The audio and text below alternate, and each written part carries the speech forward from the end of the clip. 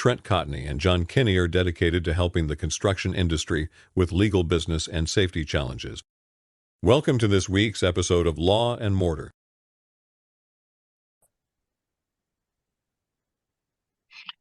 Hey, this is Trent Cotney. I'd like to welcome everybody to another episode of Law and Mortar. This is episode 101. As always, I've got John Kenney with me. John, how are you doing?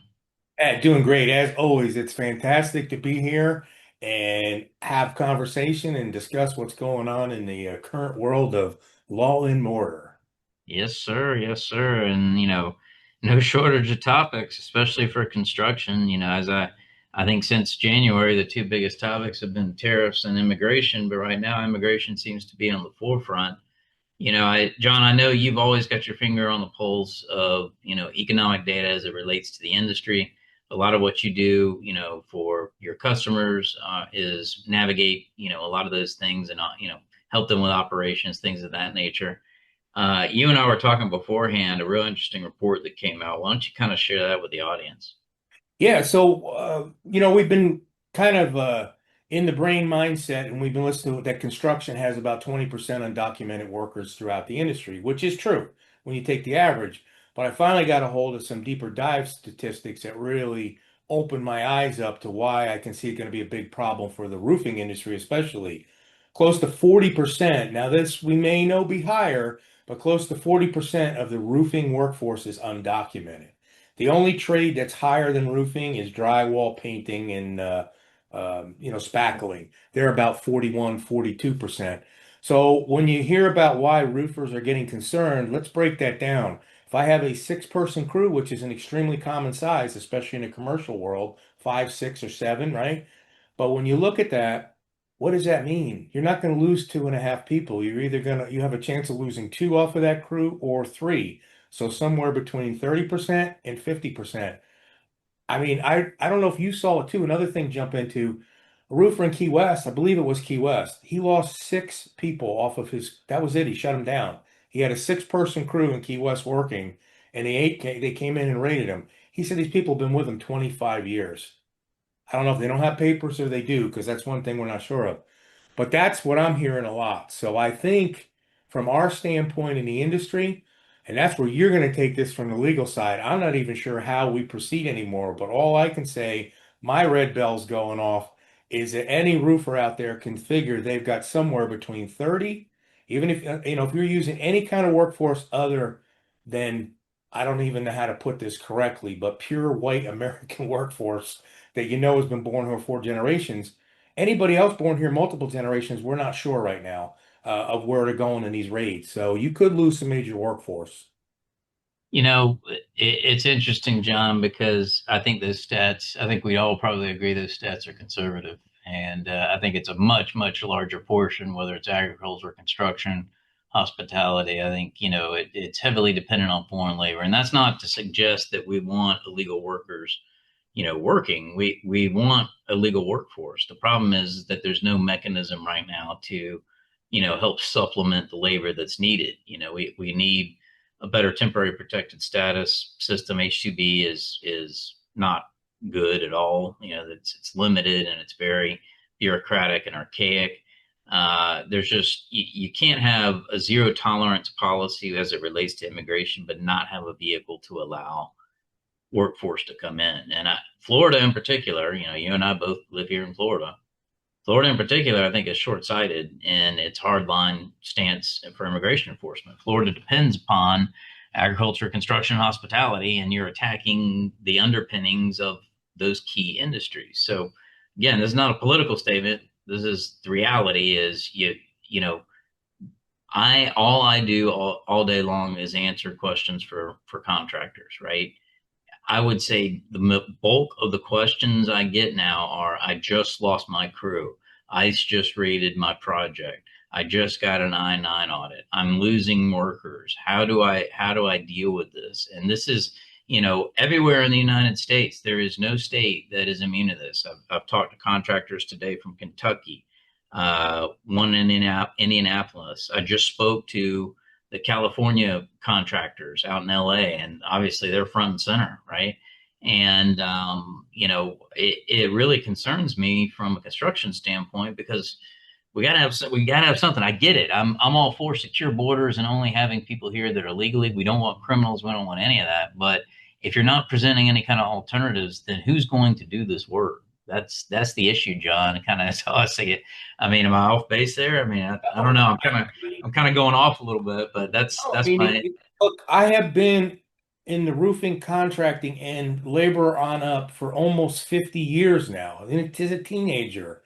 And from that point that I can remember, it's always dependent.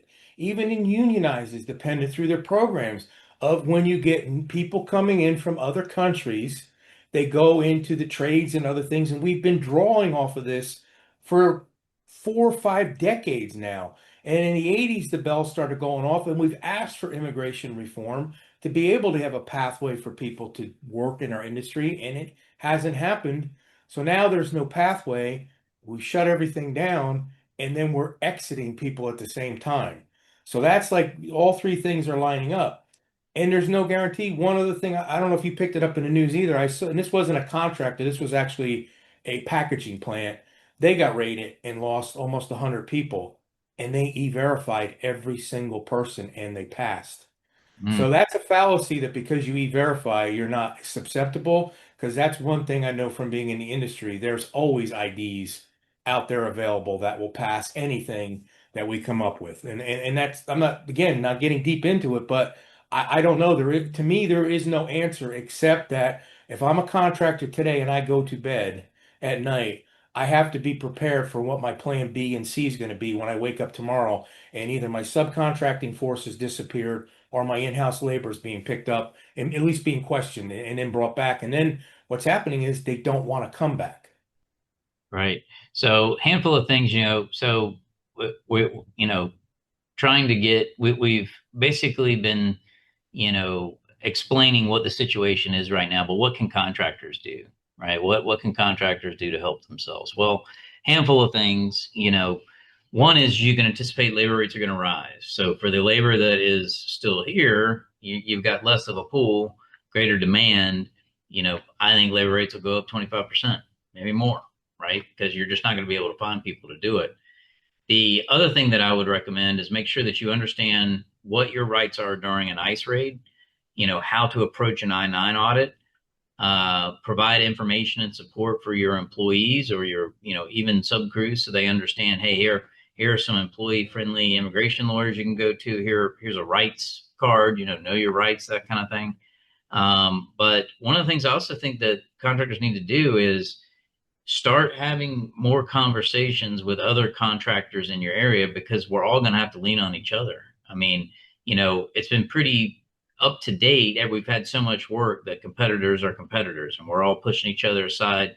But I may now need to go to a competitor to sub out a portion of my work because the sub crews I'm using are gone.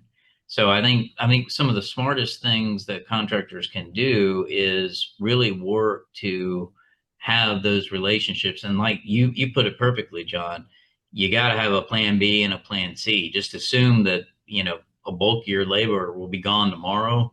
And if that happens, how do you get jobs finished? How do you keep the lights on? Right. And that's the issue. That's where we are right now, I think. Yeah, labor's going up. There's no doubt about it. So you're going to see more crew pillaging and being recruited than you've ever seen since the last time we had a big boom. Let's look at it. If I'm a roofer and I got a legal crew, and I'm not happy with the wage I'm being paid, I may come to you first and say, hey, I want to get this. And if you say no, guess what? I'm going to go to the next busiest contractor in my area and I'm gone. So that's going to start happening if you're not seeing it already, which I've heard people are seeing that at current Yeah. stage. But I think it's The going other to get. thing I would tell you is, you need to talk to your sales guys, talk to your estimators. The day of just bidding whatever you can is over. I think you need to factor in higher pricing to your customer. I think you need to, don't take those. If any job has any issues whatsoever, don't take it. Right? There's someone else that will. You need to focus on high profit. And another thing I would say is these long duration projects that you may sign today that aren't going to start for half a year, you're rolling the dice because between tariffs and immigration, I don't know what the world's going to look like. It could be great, right? Or could be on fire. I don't know, right? So my suggestion is, look for, the burn and turn type projects that regardless of whether you're commercial or residential, those long term, let's bid now and we'll start doing work a year from now. I don't know what the world looks like a year from now. So I've got a little bit of concern there, at least from a legal standpoint, because I could see a lot of contractors doing fixed pricing that are going to get burned. Make sure you got that price acceleration provision in there for materials, right, John? Oh, absolutely. And I think you brought up a valid point. New construction right now, I put really heavy caution to the wind. Digging into the stats coming out of the major building associations in the country right now, contracts are being canceled, postponed, or put off because not only is it a concern of extra cost of materials, they're also concerned about the shortage of labor we're facing, and they're also still worried about where the interest rates are going to go over the project because a lot of them start out with initial financing to get them going. And then I've had that happen to me throughout projects where we got to stop, almost renegotiate, get a lien, get everything cleaned up from that point because new financing company takes over, but your contract doesn't change. That's still the same. So what happens then? A lot of times you're canceling, which goes back to the, termination by cause or termination by convenience, and they're in there. So I think you got to Yeah. think. This is a time, like we always say, and I want to just state this. I'm gonna kick it back over to you. We never really on this show, we're not political, and I'm not political. Yeah. But the point is, the facts are the facts. This is what's out there right now, regardless that we're facing every day as an in construction industry, and we have to be prepared because those that don't want to face the facts and put their plans in place are the ones that are going to be left with a big trouble when if something if it's always if. I think it's more when right now than if myself. I agree with that, and yeah, I agree with you. None of this, blue or red, we've gone through, every administration you can think of. I do think, look, there are some benefits to the immigration policies and the tariff policies that are out there, right? But if, my job as an advocate for the construction industry, if I'm looking at it, I'm worried, right? And if I'm worried, I got to tell everybody else to be worried. So if I'm a contractor, I hate to say it, I'd be really conservative, and we've said it a million times, cash is king. I don't know if now is the time to be engaging in rapid growth because there's a lot of uncertainty. I think some of this will even out, as we get closer to the midterms, especially on the tariff side. But there's a lot of uncertainty right now that causes me some concern. So, if I was talking to a contractor, what I would say is focus on the fundamentals, make sure you're in a good cash position, and look for the shorter term projects. The long term projects scare me just because I don't I don't know what it looks like, right? And I'm hearing the same. I had the ability to spend a week out talking to contractors out in the West, and much different than when I talk to contractors in Florida or Texas. There is a lot more doom and gloom, and I think backlog is a lot less than I'm seeing out to the Pacific Northwest and areas like that. So just all we're doing is just trying to put a warning out there for you. It's not a red flag, but it's a yellow, and it could easily be a red. But we just want to make sure that you're prepared. John, we have had a lot of this summer's been real busy, John. I mean, we're not even halfway, but it seems like you and I have already been on the road a bunch. We We just got actually haven't even officially started summer yet. It's not even the 21st yet. that's nuts. I mean, it's already 90 plus and raining every day here. So, we just wrapped up FRSA Expo. Kudos to Lisa Payton team. 5,200 plus in attendance record, right? I have that first day was I've never seen so many people in my life. It was kudos to them. They knocked it out of the park. Always a good show. But I'm kind of looking forward here, and I've got a handful of things. I'll be in Chicago next week for CRCA's scholarship dinner, and then we've got NRCA meetings, in July, and I'm speaking at the Insulation Conference coming up here to May Island. But I know, John, you're always on the road too. What do you have coming up?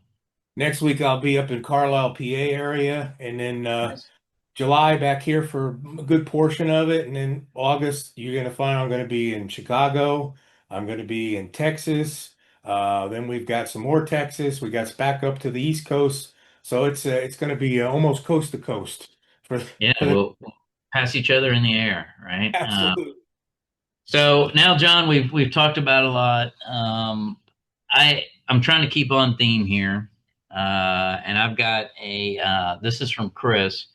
This deals directly with immigration, and I've heard the same thing. There has been some reports of ICE working with law enforcement and targeting construction vehicles. Trucks for 4 to 6 guys in a crew cab, heading to a project, targeting that, pulling them over for whatever, and then ICE looking to detain. The question that Chris is kind of asked here is, what can I do? Is there anything that I can do here? I'll start off there, and I'll kind of it's a tough situation, right? And the key thing I would say is, you never want to interfere, actively prevent ICE from doing anything. You can object, you can assert your rights, but don't actively prevent them from doing anything, right? Because you could end up needing bail at that point. So don't do that.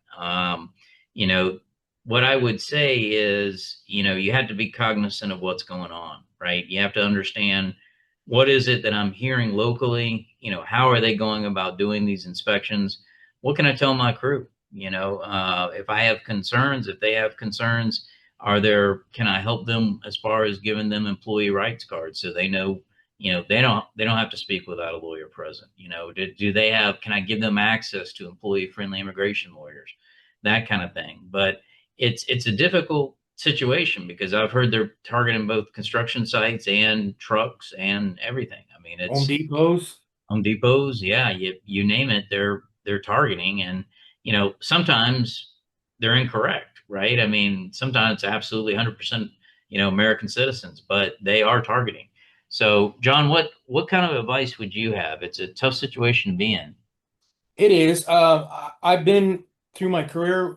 This isn't the first time we've had ICE raids on projects. They've happened. It's usually disruption in business is first off, but they've never happened at this rapid pace. So that's the thing. I've never been in a situation where they could be at your office, your job site, your supply house. Uh, I just read yesterday in Orlando where the new construction is, they actually had checkpoints on the streets going in and out of these construction sites. So even if your crew is 100% legal and you're not going to be affected by any roundups, it's going to affect you financially because you're not Hmm. going to be able to get in and go to work. So I think what you said earlier, I think the days of just saying, let me get the jobs and not worry about it, got to be over. I think you got to protect yourself right from the beginning with pricing, protect yourself in operations, and then absolutely what you were just saying, and that's on your end of the wax is possibly working with your employees. And I would tell you right now, I would absolutely e-verify everybody. Even though there's ways around that, I would at least want to have as much proof as I can to go fight to get my people back that I know are right. That's just me. That's what I would do. Just personal. I don't know how that works as far as your legal advice goes, but I'll kick that one back over to you. Yeah, I mean, look, there's pros and cons. We've lived in a world where don't ask, don't tell when it comes to status. Oftentimes, even though E-Verify can be fudged, oftentimes it's pretty reliable, right? And if you go in and you get a mismatch, then you have a duty at that point to terminate that employee. Otherwise, you're knowingly retaining someone that is illegal, right? And it could be that you entered something wrong or there was false, wrong documentation, and you could fix that, but it is what it is. Once you know that they're illegal, you can't continue to employ them because you could be facing criminal liability. So, this is interesting, John. I mean, it is. I feel for our customers out there because we're scrambling. It's all I talk about, right? I mean, it doesn't. If I'm not talking about this at least 20 times a week, it's an off week. All right. So, what I would suggest is, look, for our listeners out there, we're happy to engage with you offline. We're going to continue to talk about this topic. I think in the next few Law and Mortars, maybe we touch on different subjects dealing with this. As we hear stuff, we'll talk about it. But I encourage you all to reach out to your local representatives, your local congressmen or women, and tell them we need a way to get workers in here legally, right? Nobody wants illegal workers. I understand. I appreciate that, but we've got to have something that helps there.